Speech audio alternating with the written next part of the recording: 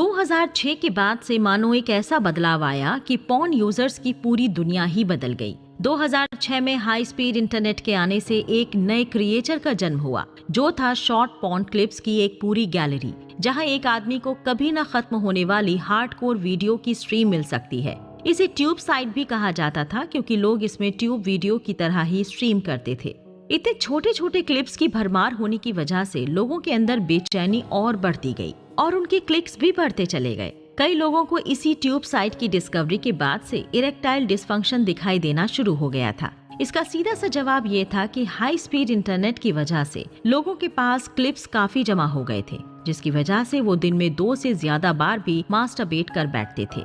लोगों के primitive brain में ट्यूब साइट ने अपनी एक जगह बना ली थी, क्योंकि इसमें सेक्सुअल नॉवेल्टी मतलब नए सिरे से सेक्स करने का भाव ज्यादा था और इतने छोटे क्लिप्स होने की वजह से ब्रेन का सर्किट बार बार पॉर्न ढूंढने के लिए बेताब हो जाता था। जहां एक तरफ ऑनलाइन पॉर्न देखना पहले से ही एक बड़ी समस्या थी, तो वहीं दूसरी ओर इसका ओवर कंजम्पशन एक और नई समस्या बन गई थी।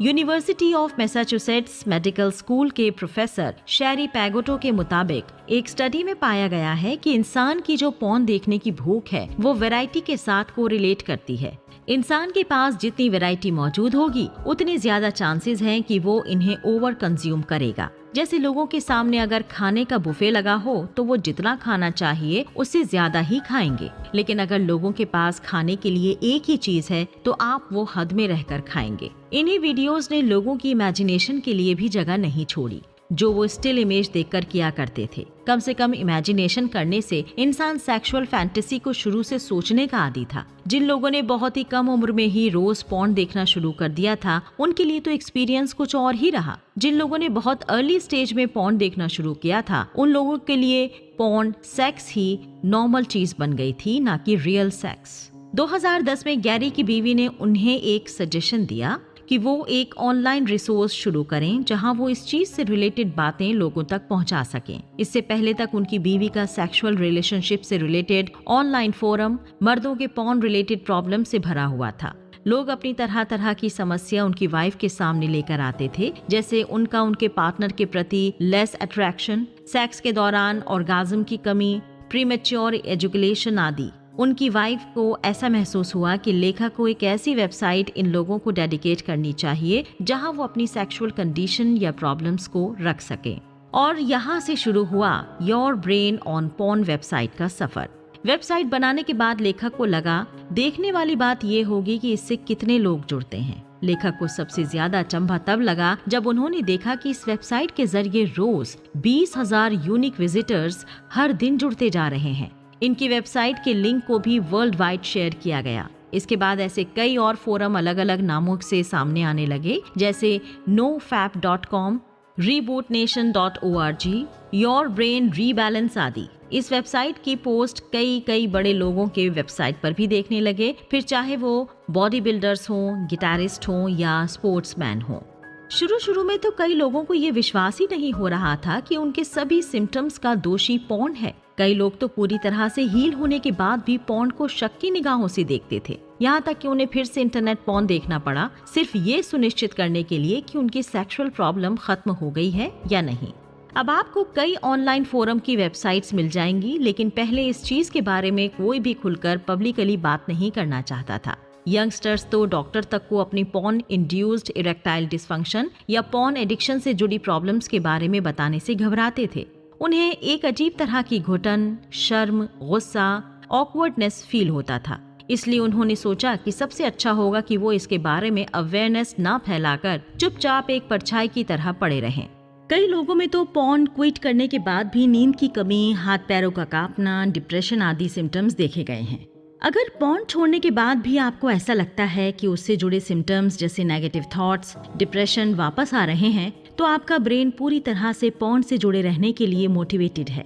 कई बार तो लोग पॉर्न देखना छोड़ने के बाद भी कभी कभार इरेक्टाइल डिस्फंक्शन महसूस करते हैं या उनके अंदर का सेक्सुअल अर्ज खत्म हो जाता है।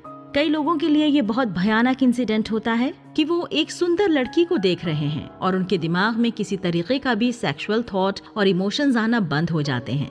जब तक लड़कों को परमानेंट इम्पोटेंसी यानी नपुंसकता के बारे में सावधान नहीं किया जाएगा, तब तक वो इंटरनेट पॉर्न के पीछे भागते रहेंगे। लोगों को कभी कभी इस चीज पर आश्चर्य होता है कि वो जब इम्पोर्टेंस की हालत में पहुंच जाते हैं तो इससे वापस उभारने के लिए वो पोर्न की मदद नहीं ले सकते। उन्हें इस परेशानी से नेचुरली निकलना पड़ेगा, जिसके लिए कभी कभी सालों लग जाते हैं। लेकिन दोस्तों, सोचने वाली बात यह है कि पोर्न की वजह से जो फ्लैट लाइन की सिचुएशन पैदा हो रही है, क्या ये बायोलॉजी से रिलेटेड है? इसकी पूरी खोज करने के लिए कई रिसर्चर्स ने चूहों पर एक्सपेरिमेंट किए, क्योंकि उनकी प्रिमिटिव ब्रेन का स्ट्रक्चर हमारे ब्रेन से काफी मिलता जुलता है। कई लोगों ने अपनी इस टेम्पररी फ्लैट लाइन की सिचुएशन के बारे में ऑनलाइन भी कई जानकारी शेयर की। एक यूजर ने बताया कि उन्हें ऐसा लगता था कि उनके पीनस में मानो जान ही नहीं है और वो किसी मरी हुई चीज का बोझ लिए सारा समय घूम रहे हों। जैसे जैसे ट्यूब साइट की पॉपुलैरिटी बढ़ती गई, कई 19 से 23 साल की उम्र के बच्चों तक ने अपना नाम सेक्सुअल डिसफंक्शन के उन बड़े उम्र के लोगों के साथ जोड़ लिया। 2011 तक आते आते कई लड़के जो अपनी अर्ली 20s में थे, उन्होंने ऐसे कई ऑनलाइन फोरम खोले जो उन्होंने पोर्न क्विट करने से रिलेटेड एक्सपेरिमेंट को डेडिकेट कर दिया था। इनसे उनकी बिना पोर्न देखे मास्टरबेशन करने की समस्या थोड़ी कम होती दिखी भी। उनका इस ऑनलाइन फोरम को बनाने के पीछे का मकसद ही अपने ब्रेन को ऐसे रीसेट करना था कि उसे इंटरनेट इरोटिका के ओवर सिमुलेशन से बचाया जा सके। उन्होंने इस अप्रोच को रीबूटिंग नाम दिया। इसी के बाद से कई अंग्रेजी भाषा में ऑनलाइन फोरम बनाए गए। इन फोरम में से सबसे ज्यादा चर्चा में रहा रेडिट, नोफैप, पोर्न फ्री आदि। अच्छी बात ये थी कि इन सभी फोरम्स में लड़कियों का खुले हाथों से स्वागत किया जाता था, क्योंकि धीरे धीरे लड़कियों की संख्या में भी बढ़ोतरी दिखाई दे रही थी। कई लड़कियों ने तो रेडिट या नो फैप विमेन के नाम से भी फोरम खोले। धीरे धीरे इस मूवमेंट पर प्रेस वालों की भी नजर पड़ी और 2016 में टाइम मैगजीन की cover story porn and the truth to virility के नाम से एक कवर स्टोरी भी छापी गई। दोस्तों, अगले एपिसोड में हम पोर्न से जुड़ी कुछ केस स्टडी और रिपोर्ट्स के बारे में जानेंगे। हम देखेंगे कि इन स्टडीज में कौन कौन सी गलतियां पाई गई हैं और इनमें बाद में क्या सुधार किया गया है या किया जा सकता है। दोस्तों, अगले एपिसोड में केस स्टडीज के माध्यम से जानेंगे बढ़ते पोर्नोग्राफी की वजह क्या है। क्या सोशल एंजाइटी या अकेलापन इसकी बड़ी वजह है?